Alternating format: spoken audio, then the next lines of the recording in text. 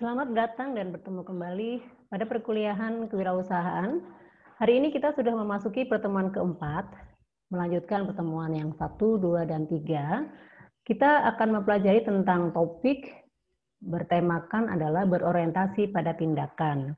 Nah, ini masih kelanjutan pertemuan sebelumnya, seperti yang sudah disampaikan di pertemuan 1, 2, dan 3, kita sudah mempelajari tentang bagaimana atau konsep wirausaha dan bagaimana seorang entrepreneur atau pelaku bisnis atau pemula atau yang akan terjun ke dunia bisnis harus memiliki berpikir perubahan dan juga berpikir inovasi atau kreatif.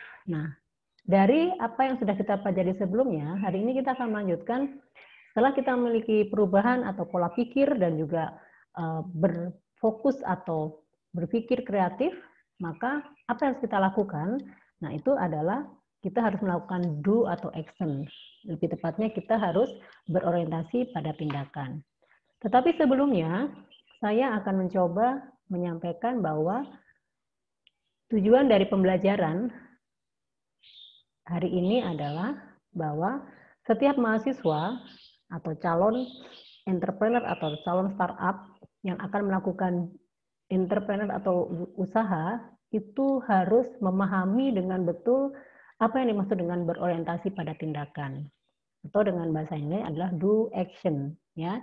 Jadi pola pikir kita atau berpikir perubahan atau berpikir kreatif, nah itu harus kita lakukan, tidak hanya sebatas angan-angan, tidak hanya sebatas mimpi, tetapi harus do action atau berorientasi pada tindakan. Mari kita lanjutkan bahwa untuk sasaran pembelajaran, artinya poin-poin yang akan kita pelajari hari ini adalah melakukan action untuk memulai sebuah usaha baru. Action, do something untuk membuka atau memulai sebuah usaha baru. Nah, setelah kita melakukan action dan kita tahu apa atau usaha apa yang akan kita rintis atau kita mulai kembangkan, maka kita harus mulai melakukan proses. Jadi proses itu adalah tahapan demi tahapan dalam membuka sebuah usaha baru. Nah, ini yang poin terpenting yang harus kita lakukan, diawali dari berpikir perubahan dan dilanjutkan dengan pola pikir yang kreatif dan sampai menciptakan sebuah inovasi, maka kita bisa melakukannya dan kita langsung bereaksi atau beraction untuk mewujudkan apa yang menjadi angan-angan kita atau yang menjadi kreatif kita. Nah, baik, mari kita lanjutkan. Nah, kita akan mempelajari beberapa ilustrasi, ya. Ada ilustrasi tentang lingkungan usaha, ya, ruang lingkup pengusaha itu seperti apa. Nah, ini kita memiliki atau mempunyai 4 istilah, ya. Orientasi berdasarkan PDCA, Plan, Do, Check, and Action. Nah, ini biasanya kita telah mempelajarinya di pengantar manajemen, ya. Semua manajemen itu diawali dengan PDCA atau POAC. Kalau istilah asingnya itu POAC, Plan, Organization, Action, dan Controlling. Tapi kalau di bahasa Indonesia kan atau itu PDCA, ya, atau Plan, Do, Check, and Action, itu bisa dibolak-balik. Ini adalah metode atau pemahaman dasar dalam kita melakukan segala sesuatu. Dalam suatu tindakan itu harus ada PDCA, Plan, Do, Check, dan Action. Nah, itu poin terpenting karena dalam melakukan bisnis, dasar-dasar manajemen itu harus kita kuasai. Ya, kenapa? Karena hal ini penting. Kalau kita melakukan segala sesuatu, tidak hanya di dalam bisnis, itu harus ada perencanaan. Nah, contoh kecil dalam Anda mengikuti perkuliahan ini, tentu Anda juga memiliki perencanaan. Jadwalnya hari apa, dimulai jam berapa, siap mengerjakan tugas. Ya kan, kalau terlambat seperti apa, itu sudah diatur atau sudah diperencanakan dari awal. Kenapa kita mengambil mata kuliah ini? Kalau yang teman-teman yang biasanya SKS, ya, paket atau SKS itu biasanya ada perencanaan, saya mau ngambil mata kuliah A dan saya mengambil mata kuliah B itu karena ada perencanaannya. Nah, do itu adalah melaksanakan, do itu adalah menyusun atau melakukan sesuatu sesuai dengan rencana. Jadi rencana atau jadwal yang sudah kita buat itu harus disepakati dulu, harus kita komitmenkan dengan do, dengan kita melakukan tindakan langsung. Nah, setelah itu kita cross ada nggak ya kira-kira bentrokan, ada nggak ya kira-kira yang tidak sesuai dengan jadwal dan sebagainya. Itu adalah proses cek atau evaluation, dan action itu adalah go ahead atau jalan. Nah, itu tujuannya melakukan PDCA atau orientasi pada PDCA perencanaan itu adalah untuk menghindari banyak hal. Untuk menghindari misalnya NATO. NATO ini singkatan ya, ini peristilahan dalam dunia bisnis itu. Jadi kalau kita melakukan sesuatu atau khususnya dalam membuka peluang usaha atau bisnis baru, kita sekali lagi harus menekankan pada orientasi PDCA. Ada perencanaan, ada pelaksanaan, ada evaluasi, cross check, dan ada tindakan atau tindak lanjut atau action untuk menyempurnakan.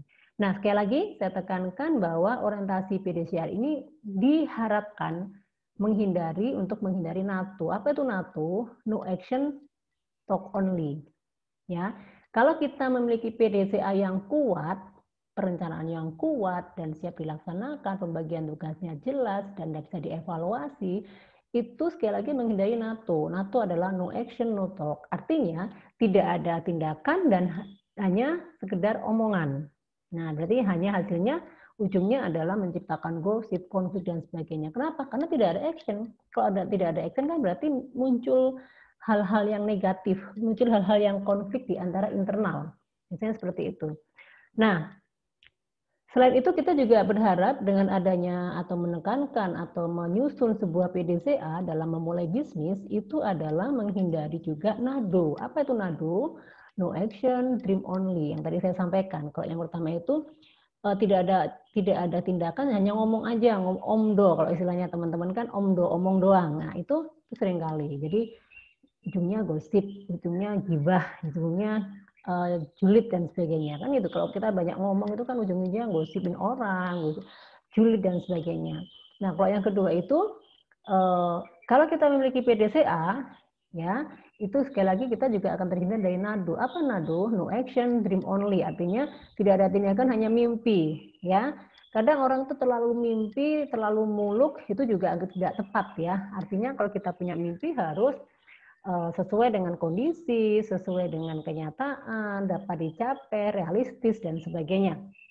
Nah, itu yang sering terjadi. Nah, itu karena mimpi itu memang indah ya, mimpi itu indah, namanya hayalan. Sekali lagi, kalau hanya no action, dream only itu ibaratnya kita berada di era atau di zona halusinasi. Itu yang saya tekankan di minggu-minggu sebelumnya. Jangan mimpi atau kreativitas itu berfokus pada apa yang kita impikan, tapi tidak halu, tetapi sesuatu yang akan harus kita wujudkan. Itu yang harus ditekankan ya dari pertemuan yang lalu. Kreativitas itu harus fokus, perlu imajinasi. Nah, jadi kalau dream only itu sama saja kita berhalu kalau tidak bisa diwujudkan. Nah, bagaimana cara mewujudkannya? Yaitu tadi kita tetap harus ada berpedoman pada PDCA. Karena kalau kita punya mimpi tentunya ada perencanaannya, ada langkah-langkah yang harus dilakukan seperti apa dan gitu.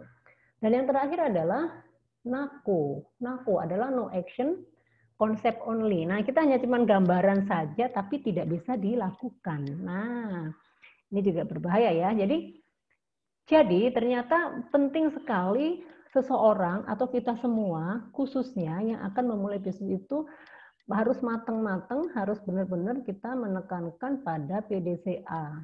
Namanya juga do ya, namanya juga do something, maka ini harus dikuatkan dulu, harus dipegang dulu, harus kita pahami dulu. Karena jangan sampai tanpa PDCA kita berjalan pasti bubar. Ya, tanpa perencanaan semuanya tidak akan sesuai dengan rencana. Pasti berantakan, pasti akan muncul konflik, akan muncul salah persepsi, akan salah sama-sama kuat biasanya kalau egonya akan muncul dan sebagainya. Nah, NAKO, kalau kita berbicara NAKO, no action, concept only, itu ibaratnya itu kayak semacam akademisi logika ya.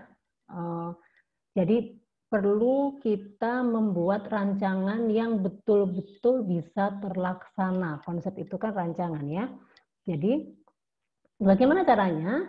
Ya ini, kita harus mengumpulkan data dulu, kita harus melakukan tahu tujuannya apa. Jadi gini, kalau kita mau buka usaha, Contoh, usahanya apa? Kita mau buka minuman kekinian. Kita harus kumpulin data. Minuman kekinian yang sudah ada itu apa saja sih? Nah, terus kita cek lagi. Entah teman-teman atau ngeceknya dari Google atau dari lingkungan, kita terjun ke lapangan, silahkan saja, atau data statistik. Jadi minuman kekinian itu saat ini apa saja yang sudah ada, dan kira-kira segmennya di range berapa. Kalau minuman kopi gitu, itu cocoknya untuk siapa. Kalau minuman bubble-bubble itu cocok untuk siapa, ya kan? Kalau yang jus dan sebagainya itu cocoknya untuk siapa, itu adalah awal mula kalau kita sedang melakukan atau penyusunan PDCA. Jadi kumpulin data dulu, sehingga kita nanti tahu peluang. Kita akan membaca ceruk atau peluang yang cocok kita masukin kalau memang kita ingin di bisnis minuman misalnya. Terus kalau misalnya kita mau bisnis di kuliner, kita juga harus sesuaikan. Kita harus tahu dulu targetnya apa, sasarannya siapa. Jadi kita nggak salah, produk yang kita hasilkan itu memang nanti tetap tepat sasaran. Jadi rencana konsep yang kita bangun juga memang sesuai dengan kebutuhan si konsumen. Nah, ini ada tujuannya. Terus kita melakukan testing juga, survei, terus daya belinya seperti apa, ya kan? Nah, itu adalah cara awal mula kita dalam menyusun PDCA. Jadi menyusun sebuah PDCA itu tidak hanya, bikin aja nyusun gitu. Iya, nyusun, tetapi perlu ditindaklanjuti dengan kita cek. Harus ke lapangan silakan, melalui data statistik boleh, atau sharing-sharing dengan lingkungan kita. Kalau kita memang bisnisnya baru awal banget, ya kita sharing-sharing dengan di sekitar kita, bisa teman, saudara, dan sebagainya. Itu apa sih yang kita amati, kita butuhkan saat ini, itu apa saja, ya. Karena sekali lagi, PDCA itu adalah memang disusun untuk pengambilan sebuah keputusan agar tindakan kita tidak salah jalan dan tidak salah langkah. Ini awal yang saya sampaikan. Berikutnya, saya akan sambungkan dengan dalam melakukan tindakan, dalam melakukan action untuk memulai suatu usaha atau melakukan segala sesuatu, jiwa atau seorang entrepreneur itu harusnya menguasai 8 habits, ya, untuk lebih efektif dalam melakukan segala tindakan. Apa 8 habitnya ini?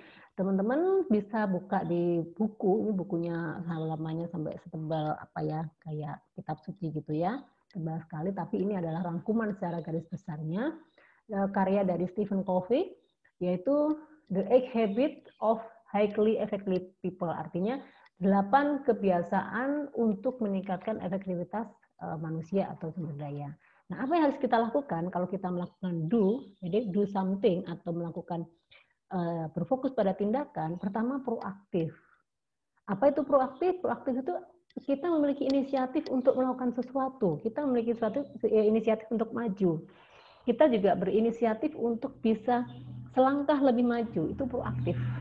Jadi tidak nunggu ditegur, tidak nunggu ditanya, tidak nunggu orang sudah jalan baru ikut ya. Kalau follower ya itu biasanya non proaktif, tetapi kalau proaktif itu nanti dia akan menjadi leader. Ini karena calon-calon leader itu harus proaktif, inisiatif dulu. Jadi kalau misalnya contoh simpel ya, kalau kita belajar itu kan biasanya jamnya sudah ditentukan, misalnya jam 9, jam 10, jam 1, dan sebagainya. Kalau salah satu bagian proaktif itu adalah mahasiswa harusnya datang 15 menit sebelumnya, itu proaktif. Nggak terlalu mepet dengan jam itu, tapi lebih inisiatif, saya mau masuk duluan biar nggak ketinggalan dan sebagainya, perlu cross check supaya tidak ada jaringan yang bermasalah. Jadi itu ada persiapannya. Proaktif itu proaktif. Jadi ada inisiasi, ada kemauan dari diri kita untuk bisa selangkah lebih maju. Nah, terus yang berikutnya, ini kalau kita akan kupas, ini butuh waktu yang panjang, jadi satu-satu itu bisa sampai beberapa jam ya. Sekarang kita langsung masuk kedua, saya sampaikan poin-poinnya, nanti di modul akan ada penjelasan proaktif itu seperti apa. Nah, yang kedua adalah bermula dari ujung pemikiran, of mind. Ya, end of mind itu akhir dari sebuah ujung, akhir dari sebuah tujuan. Nah, kita tujuannya apa tadi? Membuka Ya, ini contoh ya ilustrasi kita pingin bisnis di minuman kekinian. Minuman kekinian itu ujung pemikirannya, end of mind-nya apa. Jadi kita sudah punya mimpi ke sana, ujungnya jadi kita bikin bisnis tentang minuman kekinian. Itu kalau yang minum ya, kalau misalnya mau do fashion silahkan, di bakery silahkan, di IT silahkan, di consultant silahkan, nggak apa-apa. Itu maksudnya kita hanya mengambil satu contoh saja. Jadi bermula dari ujung pemikiran. Ujung itu artinya tujuan akhirnya itu kita mau ngapain. End of mind. Jadi nanti saya mau buka kafe yang diminati anak muda. Minumnya isinya menunya adalah minum kekinian yang tidak membosankan tapi unik. Lain dari minuman-minuman yang sudah dibuka sebelumnya. Nah, terus yang kedua, terus apa yang menjadi ujung dari pemikiran kita adalah bisnis kita, usaha kita itu akan diminati oleh banyak kalangan gitu. Itu yang menjadi ujung pemikiran. Jadi kita akan mengejar, kita akan melakukan do something, do action-nya itu bagaimana bisa mewujudkan bisnis minuman kekinian itu menjadi nyata. Itu adalah cara berpikir orang-orang yang ingin maju. Jadi terus dikejar. Ada inisiatif, ada kemauan terus belajar, ada kemauan untuk melihat survei dan sebagainya. Akhirnya dia harus merancang sebuah nanti gimana caranya bisnisnya itu diterima oleh masyarakat, diterima oleh segmen pasar, dan bisa digemari dan bisa eksis, dan itu menjadi rencana atau do yang harus kita lakukan. Nah, sekali lagi semua itu ada tahap-tahapannya ya. Nah, berikutnya kita harus mendahulukan hal yang utama. Nah, mendahulukan yang utama tuh gini, kita harus membuat skala prioritas nih. Nah, kita harus membuat skala prioritas, mana yang harus dilakukan lebih dulu. Kalau kita membuat kafe, membuat bisnis tentang minuman kekinian, apa yang kita lakukan? Hal-hal apa yang utama kita lakukan? Pertama ya kita harus minuman, berarti kita kan harus memiliki menu, memiliki resep, atau memiliki semacam standar atau memiliki ramuan-ramuan bagaimana membuat minuman yang luar biasa, yang beda dengan yang lainnya gitu ya. Itu kita salah satunya. Terus yang kedua itu kita juga harus bisa siap ini mau dibuka secara apa? Secara online kah atau secara offline kah? Nah, itu harus menjadi pemikiran. Kita harus menyiasati dengan cara yang mana dulu ya gitu. Jadi harus menimbang, harus mengutamakan mana yang lebih cepat dan memang langsung bisa dilakukan. Nah, kalau melihat kondisi sekarang berarti kita harus melakukan tester, kita harus melakukan testing pasar, tapi kan susah karena kondisinya masih PSBB, kondisinya juga tidak memungkinkan untuk bertemu, sehingga apa yang harus kita lakukan? Pertama ya kita membuat trial dengan kanan kiri kita, terus kita juga meramu, dan kita juga perlu melakukan masukan-masukan untuk testimoni, dan kita juga sudah bisa melakukan secara online karena sekarang ini dalam kondisi saat ini itu banyak bisnis yang baru, artinya baru itu juga belum banyak dikenal orang, tapi sudah berani atau sudah bisa langsung diterapkan dengan online. Nah, bagaimana caranya? Yang seperti saya ulas minggu lalu bahwa networking atau link itu perlu. Dari siapa networking atau environment-nya itu? Dari lingkungan sekitar kita. Sekali lagi, karena kondisi online ya kita tetap melakukan link. Link itu sangat penting, networking sangat penting. Yang minggu lalu kalau nggak salah kita sebutkan adalah environment itu adalah lingkungan, faktor lingkungan juga yang mendukung kita berhasil apa tidaknya. Nah, itu komunikasi itu menjadi hal yang penting. Ya. Sehingga dalam melakukan hal yang utama ini, khususnya testing pasar ini, kita akan dapat menemukan masukan-masukan, ya kan, testimoni kalau perlu. Nah, itu yang akan membantu mimpi kita atau ujung dari pemikiran itu bisa segera terwujud. Tapi memang intinya kalau pada saat kita mau melakukan itu harus bergerak cepat. Intinya apa ya? Gercap ya, gerak cepat. Ya, gerak cepat itu dengan cara apa tadi? Rajin berkomunikasi, rajin googling, selalu penasaran ya, penasaran. Kepo itu tidak selamanya negatif, tapi kepo dalam hal yang positif bagus ya.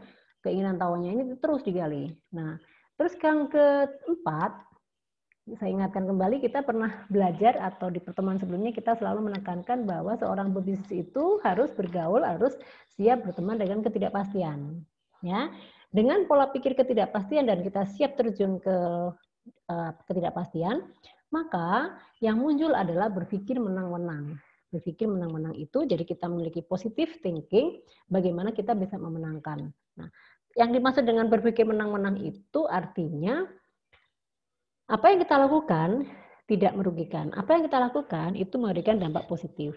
Nah, yang berikutnya menang bagi siapa? Juga bagi konsumen. Ya, artinya kita kan kalau berbisnis itu kan pasti ada konsumen, pelanggan dan juga pemberi bisnis atau pelaku bisnis itu. Dua-duanya saling menguntungkan, saling bergantung. Jadi yang dimaksud menang-menang itu kita butuh konsumen, konsumen butuh kita. Nah, supaya ini bisa sama-sama menang, berarti di tengah-tengah ada media, di tengah-tengah itu ada produk atau bisnis yang memang bisa ditarik oleh keduanya. Ya kan? Alasan kita sebagai pelaku bisnis itu kenapa kita memilih bisnis itu, dan konsumen juga menyadari bahwa dia butuh produk atau bisnis yang kita ciptakan. Itu adalah berpikir menang-menang. Jadi kita selalu berpikir bahwa konsumen butuh kita juga butuh bisnis, maka harus ada solusi di tengah-tengah, yaitu yang menyebabkan bahwa kebutuhan mereka dapat kita berikan. Nah, itu adalah berpikir menang-menang. Nah, yang berikutnya, kebiasaan atau harus kita lakukan adalah memahami untuk dipahami. Nah, ini sama tadi, hampir sama dengan yang langkah keempat, berpikir menang-menang, memahami untuk dipahami. Jadi memahami itu adalah dari sisi kita sebagai pelaku bisnis. Kita memahami apa yang dibutuhkan, ya, dibutuhkan oleh konsumen atau masyarakat atau pasar. Sebaliknya, apa yang kita berikan atau apa produk yang kita lakukan atau bisnis yang kita kembangkan itu sangat dipahami. Dipahami itu, oh iya ya, cocok banget ya, makanya itu menjadikan solusi. Jadi sekali lagi, dimanapun kita berada dalam hal kita melakukan sesuatu, pasti itu tidak kita lakukan sendiri. Ada objek lain yang harus kita libatkan. Ada pihak lain yang selalu akan terlibat. Itu di mana-mana semua berpasangan ya, tidak harus dalam bisnis, tapi terlebih bisnis. Kalau bisnis itu pasti ada dua pihak, bahkan ada tiga sebagai mediatornya yang akan menyatukan pihak pertama, pihak kedua. Nah, itu yang harus kita tekankan, bahwa kita bisnis bukan untuk diri kita, tapi kita bisnis adalah untuk orang lain. Jadi kita harus memahami dulu kebutuhannya, gitu ya. Dan kita harus sesuaikan, kita pasarnya siapa. Maaf ya, misalnya kita mau bikin bisnis fashion yang kekinian, ya, dengan harga baju puluhan atau belasan juta, tapi kita membukanya di kawasan, misalnya perkampungan. Cocok tidak? Kira-kira kita memahami nggak masyarakat di situ? Tentu tidak. Dan kira-kira konsumen akan membeli produk kita nggak, akan melirik nggak? Tidak, karena mereka nggak butuh itu. Jadi menganggap bahwa kebutuhan dia itu belum bisa dimengerti oleh kita. Makanya ini perlu hati-hati.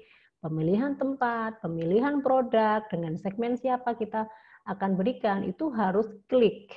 Ya, harus klik, harus link, dan link and match, harus cocok sekali. Jadi ini tidak akan mubazir, kita tidak akan buang-buang waktu. Jadi segala apa yang kita lakukan, PDCA-nya itu benar-benar terimplementasi dengan baik. Nah, itu ya. Nah, selanjutnya kita akan masuk pada sinergi. Apa itu sinergi? Sinergi itu adalah semacam integrasi, ya, keterikatan antara tim, antara baik itu tim internal dari kita sebagai pelaku bisnis. Biasanya kan kita di pelaku bisnis nggak sendiri ya, ada orang-orang kita misalnya minimal keluarga yang mensupport, yang mendukung pekerjaan. Itu ada sinergi. Satu pemikiran, satu persepsi, satu tujuan, sama-sama saling melengkapi. Nah, bagaimanakah dengan sinergi eksternal? Itu udah pasti. Karena apa yang kita hasilkan secara internal itu diperuntukkan untuk eksternal. Siapakah eksternal itu? Adalah konsumen, adalah masyarakat, adalah pasar yang menjadi sasaran kita. Ada sinergi, saling melengkapi. Sebetulnya kalau kita berbicara tentang 8 habit ini, nomor 4, 5, dan 6 itu saling terkait ya, saling terkait karena ini hubungannya dengan pihak eksternal ya. Nomor 4, 5, 6 ini berkaitan dengan pihak eksternal, dan apa yang kita lakukan itu memang klik, ada ada sinerginya, jadi gitu. Jadi kita tidak akan ditolak. Jadi kalau kita punya usaha oleh pasar, kita akan diterima, direspon positif dan tidak ditolak. Nah ini kalau terjadi sinergi yang positif, ya. Nah terus yang berikutnya, nah ini menajamkan ketahanan, fleksibilitas dan kekuatan. Nah yang dimaksud ketahanan ini pertama ya barang-barang atau produk kita itu memang bisa memenuhi kebutuhan dan ini bisa dilakukan secara fleksibel, artinya itu bisa fleksibel itu banyak ini ya, banyak persepsi ya. Fleksibel itu kalau misalnya makanan itu bisa dinikmati oleh seluruh kalangan, itu fleksibel. Jadi tidak spesifik. Semakin kita semakin besar pasar kita, itu semakin memudahkan end of mind kita terwujud. Ya, semakin kita spesifik, ya spesifik kalau kita lokasinya pas, nah itu ya bagus. Tapi kalau spesifik tapi dengan lokasi tidak pas, biasanya usaha yang kita bangun ini juga sedikit mengalami kendala karena tidak bisa memenuhi semua tuntutan masyarakat segala lapisan. Nah, kalau kekuatan ini ya jelas ini berdasarkan kualitas ya. Kualitas itu yang harus nomor satu dipertahankan dalam kita memiliki produk atau bisnis karena orang kalau kualitasnya bagus, tentunya konsumen kita tidak bisa ke lain hati, dia akan loyal, kita akan loyal menggunakan produk kita dan sebagainya. Nah, yang terakhir, yang kedelapan, menemukan keunikan dan membantu orang lain untuk menemukannya. Ini yang pertama. Jadi tindakan yang harus kita lakukan dalam membuat atau melakukan bisnis baru, yaitu adalah kita harus memiliki keunikan, produk kita harus unik. Apa sih uniknya? Kembali kepada contoh atau ilustrasi yang saya sampaikan bahwa kita ingin membuka sebuah usaha minuman kekinian. Apa uniknya minuman yang akan kita jual atau yang kita kembangkan itu dengan minuman-minuman yang sudah ada saat ini. Nah, itu faktor keunikan. Jadi, tujuannya itu kenapa unik? Supaya kemauan konsumen, artinya apa yang diinginkan oleh konsumen itu terjawab, terpenuhi oleh apa yang kita butuhkan. Tapi kalau misalnya standar, kita buat standar sama dengan yang sudah pernah ada, kecuali franchise ya. Kalau franchise berarti orang sudah mengenal si brand tersebut dan itu gampang segmennya. Tapi kalau kita memulai sesuatu yang baru, benar-benar satu kreativitas yang baru, inovasi diri sendiri ataupun dari ATM, tapi harus ada keunikan yang membedakan. Pembedanya di mana? Kualitasnya di mana? Atau keistimewaannya apa? Itu yang pertama. Kenapa? Yang tadi saya bilang, kalau produknya itu franchise, kita tidak perlu ngoyo-ngoyo, tidak perlu susah payah mencari konsumen karena sudah dikenal. Nah, dari kenal, orang masyarakat akan datang dan kelihatan dari brandnya. Tapi kalau kita mau yang baru, itu yang perlu sekali. Sehingga apa? Itulah awalnya peletakan pertama keunikan itu, ya, itulah yang akan menuntun orang lain itu, wah ini beda banget ini pokoknya intinya luar biasa, ini beda dengan yang sudah ada. Nah itu yang membuat menggiring konsumen itu menemukan keunikan itu. Nah kalau itu menjadi peluang dan Anda bisa atau cerdas dalam menemukan keunikan, saya yakin dan percaya usaha yang kita bangun itu akan cepat perkembangannya. Akan cepat perkembangannya apa? Karena kita sudah bisa memanjakan, memenuhi apa yang mereka cari. Yang selama ini dicari di tempat lain cuma standar seperti itu, tiba-tiba muncul sesuatu yang beda loh, beda dengan kualitas yang hampir sama, dengan harga yang lebih mungkin di bawah, atau sesuai dengan kantong mereka. Nah itu yang nantinya sekali lagi usaha Anda akan cepat berkembang dan mudah dikenal. Ya, itulah langkah-langkah 8 kebiasaan atau 8 tindakan yang memang membantu seseorang lebih efektif dalam melakukan sesuatu atau khususnya dalam membuka usaha baru. Ya, baik, kita lanjutkan. Nah, ini saya bahas satu-satu proaktif itu seperti apa. Yang tadi saya singgung sudah bahwa proaktif itu adalah inisiatif, bertindak, bukan menunggu atau berwacana. Mengambil tindakan sebelum sebuah kejadian yang tidak terkendali. Jadi sudah preventif, sudah nggak usah nunggu disuruh, tapi ada do something, jadi kita udah tahu pencegahannya. Nanti kalau kebetulan orang begini, lebih baik saya begini, nah gitu. Jadi memulai lebih awal, biasanya seperti itu. Nah berikutnya, nah ini contohnya ya. Jadi nggak usah nunggu dipecut dulu, nggak usah menunggu. Ini salah satu contoh ya. Nah, ini ada 2 ilustrasi ya, ini Steve dan Skari, nanti bisa Anda pelajari, bisa dicari di Mbak Google. Kalau ini mengandalkan intuisi, dia bergerak cepat, ya kan? Dia memperhatikan setiap sinyal perubahan-perubahan kecil dan tidak terbelenggu oleh comfort zone. Nah, ini contohnya tikus ya, kalau nggak salah ya. Tikus ini dia cepat nih, kalau ada dengar suara langsung loncat, dan dia tahu instingnya.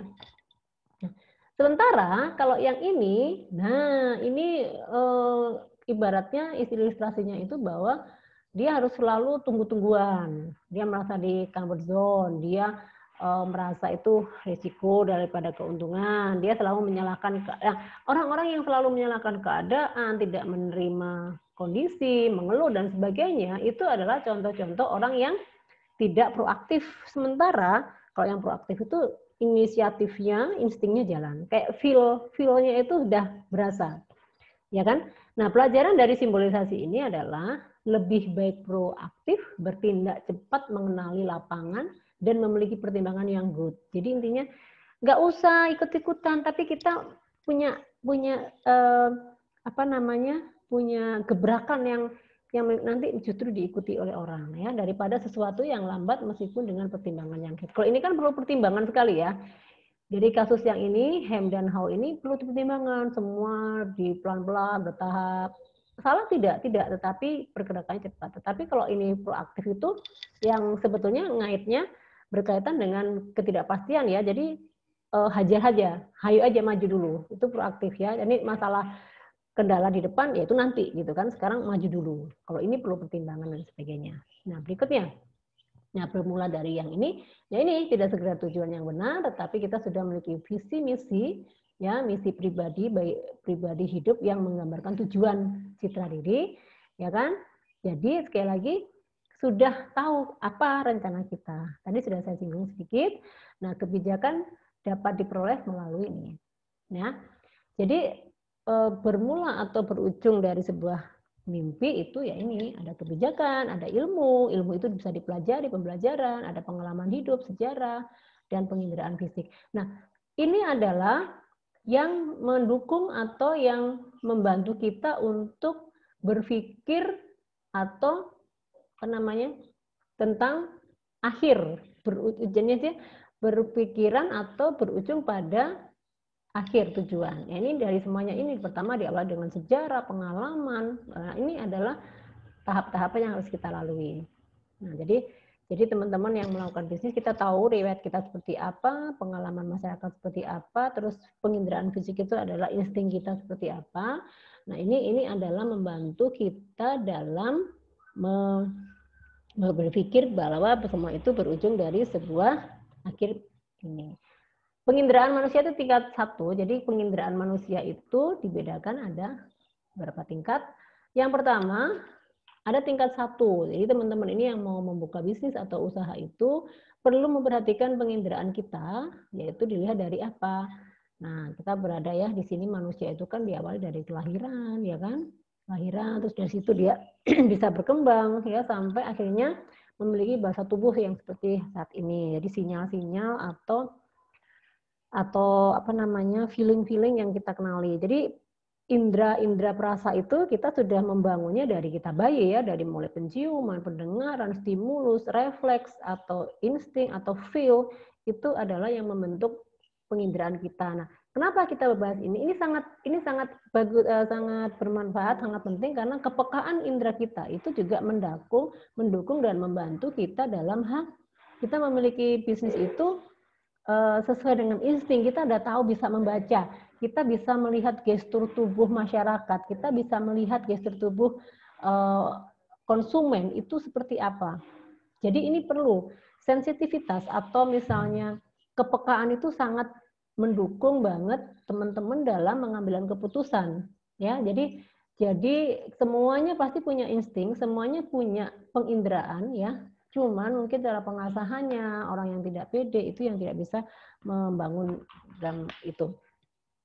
Baik, nah berikutnya ada penginderaan manusia pada tingkat 2 dan 3. Nah, ini sekali lagi penginderaan ini adalah yang membantu pengambilan keputusan itu di mana agar mempunyai intuisi, jadi mematangkan panca indera dengan pengalaman. Jadi gini, penginderaan atau sense of feeling itu bisa dibangun dari tadi ya, dari proses kita pengalaman dari mulai lahir, tumbuh dan sebagainya sehingga memiliki kepekaan. Tetapi untuk tingkat kedua dan ketiga ini kepekaan atau sense of feeling kita itu bisa kita bangun dengan pikiran kita. Kita berpikir apa? Ya, pikiran kita kalau kita negatif ya berarti sensitif kita itu arah negatif ya. Terus memaksimalkan optimalisasi penginderaan dengan pengalaman lapangan. Jadi kalau misalnya kita sudah biasa ke lapangan, misalnya kita kalau ke kampus naik kendaraan sudah tahu jalan-jalannya ya, sudah tahu jalannya macet, mana lampu merah, mana yang cepat, mana jalan tikus, itu adalah contoh kalau kita mau ke kampus. Nah, tapi dari pengalaman itu menjadi feeling. Jadi kalau misalnya tiba-tiba terjadi, ada macet, ada kecelakaan di sini, kita udah tahu harus lewat mana. Itu udah langsung refleks. Itu adalah feeling penginderaan yang dibangun oleh pengalaman di lapangan dan juga pikiran kita. Ini musim hujan nih, berarti kalau misalnya lewat jalan ini pasti macet, kalau lewat jalan ini dan sebagainya. Kita udah tahu, oh musim hujan berarti kita harus segera berangkat jam sekian, harus lewat ke sini, ke sini, ke sini. Itu adalah pengalaman di lapangan dan harus kita sinkronkan. Jadi apa yang kita pikirkan harus dilihat dengan kondisi di lapangan. Nah, begitupun kalau kita membuka bisnis juga sama. Jadi melihat di lapangan itu sekarang bisnis apa yang sudah maju, kita mikirin apa, harus sinkron. Sehingga apa? Supaya mematangkan pengalaman yang ada itu terwujud menjadi sebuah mimpi yang menjadi kenyataan. Nah, itu adalah pentingnya penginderaan dalam pengambilan keputusan. Berikutnya, nah ini ada penginderaan tingkat keempat ya. Ini tahap tertinggi. Tahap tertinggi pada saat kita menerapkan pengetahuan dan kebijakan. Nah, ini biasanya didukung oleh pengetahuan, pengalaman, jam terbang dan sebagainya. Nah, termasuk ada jiwa kepemimpinan. Nanti kita pertemuan berikutnya membahas tentang kepemimpinan, penting untuk kewirausahaan.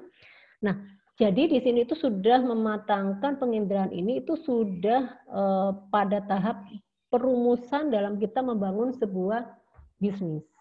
Nah, jadi kita paham ada tingkatan-tingkatan sampai 4 tingkat ini untuk bisa membantu kita dalam memulai bisnis. Nah, kita sudah sampai yang mana?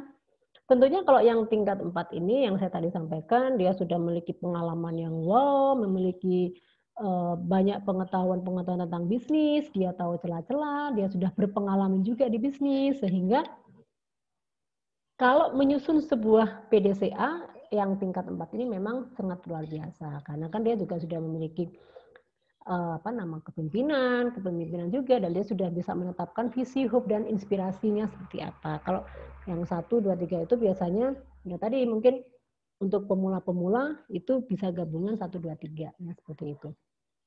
Nah, berikutnya, yang pernah kita singgung di pertemuan sebelum-sebelumnya, hidup dengan kejelasan tujuan. Nah, sementara bisnis adalah hidup dengan ketidakjelasan. Nah, ini kok membingungkan ya? Tidak. Jadi yang dimaksud dengan hidup dengan kejelasan tujuan itu, dengan ketidakjelasan itu kita membuat sesuatu yang jelas. Paham ya maksudnya? Jadi di awal pertemuan atau di pertemuan 2-3 selalu menekankan dalam berbisnis itu siap menjadi kita berhadapan dengan ketidakjelasan. Tetapi dengan ketidakjelasan itu kita menciptakan, membangun sebuah kejelasan tujuan. Kenapa jurusannya? Kita membuat bisnis ini sesuai dengan kebutuhan. Nah, apa yang harus kita lakukan untuk bisa membuat atau menyusun sebuah kejelasan tujuan? Pertama, kita harus menetapkan tujuan akhir. Tadi ya, pada langkah kedua ya, berpikir pada akhir sebuah tujuan. Nah, yang tadi saya bilang, setiap manusia itu pasti ingin hidup sehat, bahagia, kaya raya, dan sebagainya. Itu kalau kita filosofi tentang kehidupan ya. Tetapi kalau kita dalam bisnis ya kita lihat, saya mau bisnis minuman kekinian dengan tema atau dengan keunikan seperti ini yang nantinya akan diterima oleh seluruh lapisan masyarakat, itu contohnya. Yang kedua, kita harus siap menentukan langkah-langkah kecil, berarti kita sudah menyusun PDCA. Lagi dengan ketidakpastian kita harus membuat sebuah PDCA yang simpel-simpel saja.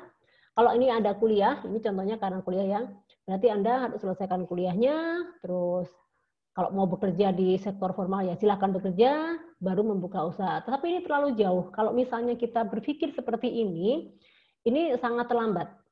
Kalau kita berpikir silakan studi, kerja dulu 5 tahun, baru usaha itu sangat terlambat. Ini adalah ini standar. Ini yang saya sampaikan ini adalah standar. Tapi kita harus melampaui dari standar ini. Kita harus melampaui dari standar ini. Tidak hanya cukup yang pertama, saya ulang, tidak hanya cukup sejahtera, tetapi dalam tujuan akhir kita sudah harus punya bisnis. Yang kedua, kita tidak hanya cukup menyelesaikan studi dan harus bekerja, semuanya bisa jalan bareng. Studi sambil kerja, sambil membangun sebuah bisnis. Salah? Tidak, justru sangat disarankan. Hari ini Anda sebagai generasi milenial, ya bisa juga ke arah generasi Z, Anda tidak harus pakem di sektor formal, tetapi Anda bisa studi sambil bekerja dan juga langsung membuka usaha. Itu sangat luar biasa dan sepertinya mahasiswa ini kan ada beberapa yang sudah mulai merintis. Nah, itu yang saya maksud. Artinya studi jalan, ayo. Kalau mau kerja di formal, iya, tetapi bisnis kita, passion kita tetap berjalan. Entah itu yang menjalankan orang lain atau keluarga, atau kita kerja sendiri juga nggak masalah. Nah, langkah yang berikutnya supaya kita memiliki tujuan yang semakin jelas, ya dengan ketidakpastian, tetapi kita memiliki langkah atau tujuan yang jelas, khususnya dalam membuka bisnis, kita harus memperhatikan setiap kemajuan, setiap progresnya. Nah, jadi kalau kita usaha itu kan kita evaluasi ya, kita harus melakukan evaluasi mingguan, bulanan, tahunan, omsetnya, pelanggannya, terus produk-produknya, ya kan? Itu perlu dilakukan perhatian. Ya, jangan dibiarkan saja. Nanti kalau misalnya dibiarkan saja, kita tidak melihat juga kekinian, artinya kekinian itu tidak melihat update di lingkungan atau di sekitar kita akan lewat, kita akan diterobos atau disusul oleh entrepreneur yang baru, ya. Nah, terus kalau kita menentukan tujuan, jadi sekali lagi kita perlu men-share ya kepada orang-orang di sekitar kita karena itu sangat mendukung. Ini contoh-contoh ya, contoh-contohnya. Jadi kalau kita biasanya mencapai tujuan pasti kan kita senang, happy ya, dan itu harus disampaikan kepada kalau bekerja ya di perusahaan dengan karyawan, kalau kita bisnis ya dengan karyawan-karyawan kita. Kenapa ini penting? Karena kalau kita tidak menyampaikannya ini, itu dukungan ya, motivasi dari orang sekitar kita juga tidak akan tidak akan terwujud. Kenapa? Dengan kita melakukan share dengan karyawan, dengan orang lain, itu semakin banyak membantu kita dalam hal mendirikan atau membesarkan sebuah perusahaan. Nah, jadi kita juga sudah harus mulai memikirkan hal yang baru. Kalau kita berbisnis jangan stop sampai satu bisnis, tapi kembangkanlah dengan hal-hal yang baru. Sekarang apa ya yang tren ya? Sekarang apa ya yang kekinian ya? Sekarang apa ya yang memang lagi ngetop, lagi viral? Nah, itu yang perlu diperhatikan. Berikutnya, nah ini dahulukan hal yang utama. Tadi udah bahas ya. Kita harus bisa membedakan yang urgent yang mana, yang penting yang mana dalam situasi mendesak, menunjukkan perhatian yang besar. Berikan waktu yang lebih, ya. Berikanlah waktu yang lebih untuk bekerja dengan perencanaan, mengembangkan hubungan, memanfaatkan peluang-peluang, dan recharge pengetahuan. Jadi kalau kita mendahulukan hal yang utama, itu kita sekali lagi harus membuat skala prioritas mana yang urgent dan penting. Ya kan? Karena itu yang harus diselesaikan bertahap-tahap dan sebagainya, dan perlu kita mericas pengetahuan, knowledge kita perlu kita benahi, perlu kita siram, perlu kita kembangkan terus. Jadi ilmu itu kan tidak memandang usia ya, semakin kita ke arah sini, apalagi kita masuki ke era industrial. Jadi pengetahuan tentang industri 4.0 itu bukan menjadi miliknya milenial, tapi orang-orang yang sudah ada seperti senior kita, orang tua kita juga perlu paham supaya mereka tidak tertinggal juga dan mereka juga tahu hal-hal yang memang harus mereka lakukan. Nah, berikutnya, ingatlah tidak semua masalah harus menjadi prioritas. Jadi kita harus membuat skala priority. Yang pertama dulu harus selesai. Jadi kalau kita menyusun skala prioritas atau mendahulukan yang utama itu ya dibuat listnya 1, 2, 3 itu yang urgent mana, gitu ya.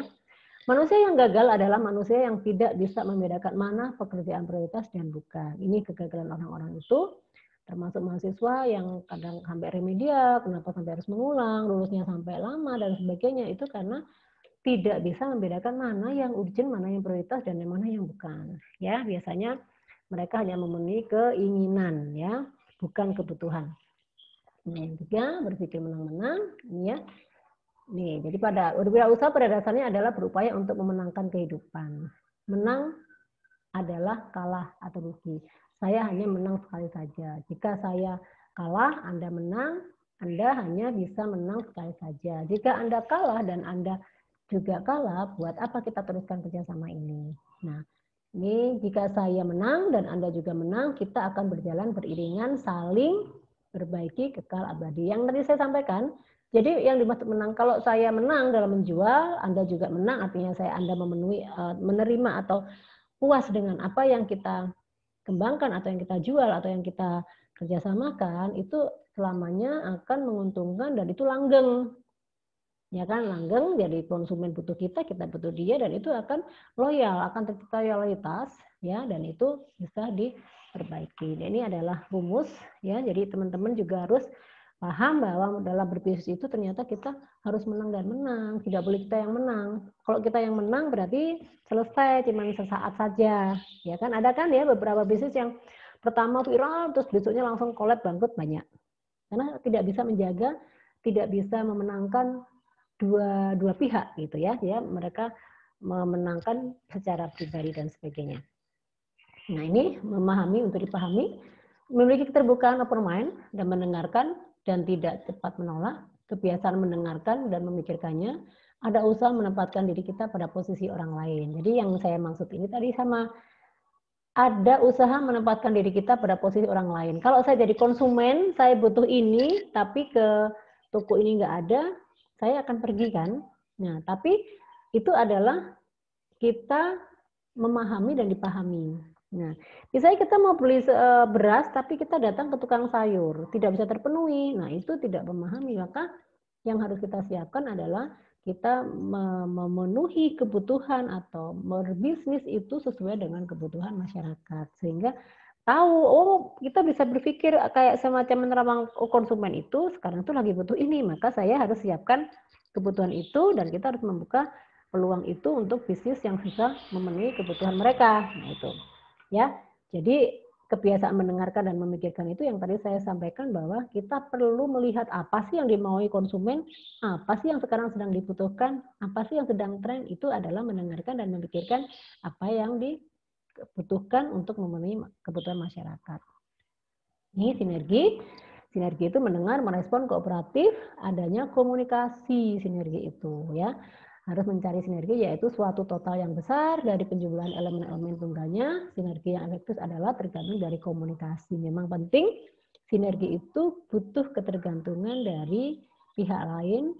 Siapalah orang lain itu, sinergi itu ya bisa dari internal, bisa eksternal, dan itu perlu ada komunikasi, ada jembatan supaya saling link and match, sering melengkapi. Nah, ini adalah menjaga ketahanan ya. Ini tadi sudah saya jelaskan. Bukan yang terkuat, melainkan yang adaptif, yang berumur panjang. Ketahanan itu bukan yang terkuat, yang adaptif, yang berumur panjang. Ya. Sebetulnya saya sampaikan bahwa ini perlu kualitas, perlu fleksibel, bisa diterima oleh banyak kalangan, dan ketahanan dan kekuatan ini yang perlu dijaga. Ya. Berikutnya, ini ada contoh ya. Contoh. Ini contoh saya bacakan. Bo Peabody, wirausahawan internet, membangun tripod.com. Ia melakukan latihan blind faith. Dan faith adalah kepercayaan atau keyakinan yang tersembunyi ya. Walau mendapatkan serangkaian penolakan, Bo percaya bahwa usahanya kelak akan berhasil dan terima. Ia belajar menerima kata-kata penolakan dan menghadapinya dengan kepala dingin sampai penolakan itu berubah menjadi penerimaan. Ia tekun meyakinkan bahwa investasi mereka dapat membuahkan hasil. Nanti silakan teman-teman membuka di Google siapa Bo Peabody ini, ya. Jadi kalau kita berbisnis, kita harus siap menerima penolakan. Nah, penolakan ini adalah langkah, jadi yang tadi saya sampaikan di awal, di awal juga sudah disinggung, kegagalan itu terjadi karena orang tidak bisa membedakan mana yang urgent dan mana yang ini.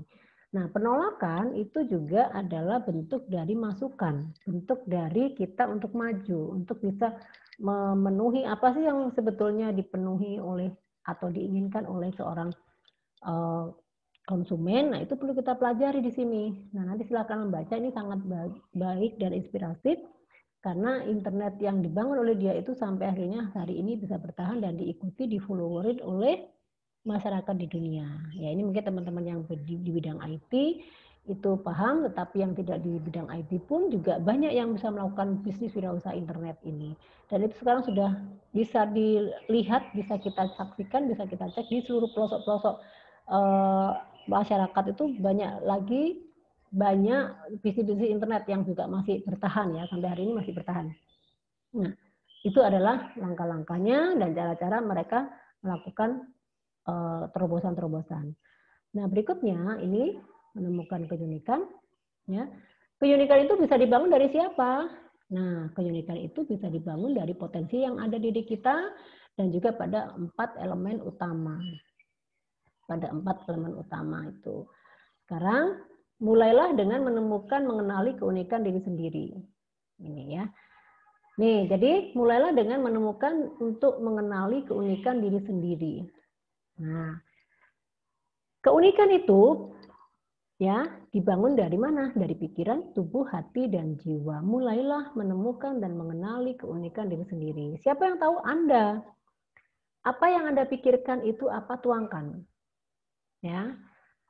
Jadi keunikan pribadi ya, ini kaitannya dengan nanti Anda menciptakan bisnis itu kan berdasarkan keunikan Anda, berdasarkan jiwa Anda, soul Anda, berdasarkan hati Anda, berdasarkan tubuh dan pikiran Anda itu yang menyatu, yang akhirnya menjadikan sebuah potensi diri yang keunikan itu yang sekali lagi mampu membantu orang lain. Ya, jadi apa yang kita miliki hari ini, tubuh kita, pikiran kita, hati, jiwa kita itu adalah potensi yang bisa membantu orang lain. Nah, tapi dalam hal ini kita kaitkan dengan bagaimana kita membuka sebuah usaha melalui keunikan diri kita. Ya kan? Setuju ya? Bahwa dalam bisnis kita itu tidak lepas dari passion yang ada pada diri kita. Maka keunikan pribadi, keunikan bisnis itu bersumber dari 4 elemen utama ini. Ya, passionnya apa, keunikannya apa, gini, misalnya saya memang tubuhnya ini, saya hobinya ini, saya orangnya gesit banget, maka saya cocok bisnisnya di bidang ini, gitu ya. Nah, seperti itu. Ya, baik. Ada pertanyaan dari sini? Silakan Anda menuliskan pertanyaannya di kolom diskusi selama jam perkuliahan ini berlangsung. Kalau tidak paham, bisa ke WA Group juga, nanti kita akan respon. Interaksi atau pertanyaan kalau tidak jelas silahkan didiskusikan karena ini juga akan masuk poin penilaian. Jadi silakan Anda kembali nanti ke kampus untuk bisa berdiskusi dari paparan video ini. Dan selanjutnya saya akan memberikan tugas ya terkait dengan keunikan yang menggali potensi elemen utama. Nanti bisa dilihat di e-kampus kapan penugasannya, bagaimana cara mengerjakannya. Anda bisa melihat dan mempelajari video ini. Saya juga sudah kirim video materi PPT, silakan dibaca juga.